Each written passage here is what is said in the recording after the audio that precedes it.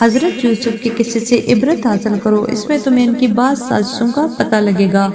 کیا تمہیں بابا آدم کا حال معلوم نہیں کہ وہ انہیں کی وجہ سے نکالے گئے؟ اس لڑکی کی یہ باتیں سن کر دونوں بادشاہ شست رہ گئے اور ایک نے دوسرے سے کہا کہ یہ دیکھو، دیو تو دیو، لیکن یہ جو ماجرا اس کے ساتھ ہوا ہے وہ ہم میں سے کسی کے ساتھ بھی نہ ہوا۔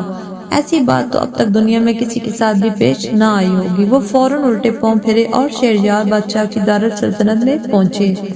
شہریار یار اپنے محل میں داخل ہوا اور اپنی بیوی اور ان سب لونڈیوں اور غلاموں کی گردن مار دی۔ اس کے بعد اس کا یہ دستور رہا کہ وہ ہر رات ایک باقرہ سے ہم صحبت کرتا اور پھر اس کو قتل کر ڈالتا۔ یہ ماجرا 3 سال تک جاری رہا، یہاں تک کہ لوگ اپنی اپنی بیٹیاں لے کر بھاگ گئے اور اس شہر میں کوئی نوجوان لڑکی باقی نہ رہی جو ہم صحبتی کے قابل ہو۔ بادشاہ نے اپنے وزیر کو حکم دیا کہ وہ بدستور ہر روز ایک لڑکی لائے۔ وزیر گیا اور بہت جستجو کی لیکن اسے کوئی لڑکی نہ ملی۔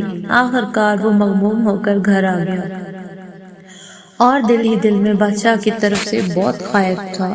اس وزیر کی 2 لڑکیاں تھیں، بڑی کا نام شہرزاد اور چھوٹی کا نام دنیا زاد۔ بڑی نے تاریخ اور پرانے بادشاہوں کے حالات اور گزشتہ قوموں کے واقعات کے متعلق بہت سی کتابیں پڑھی تھی۔ کہا جاتا ہے کہ اس کے کتب خانے میں گزشتہ قوموں اور پرانے بادشاہوں اور شاعروں کے متعلق 1000 کتابیں موجود تھیں۔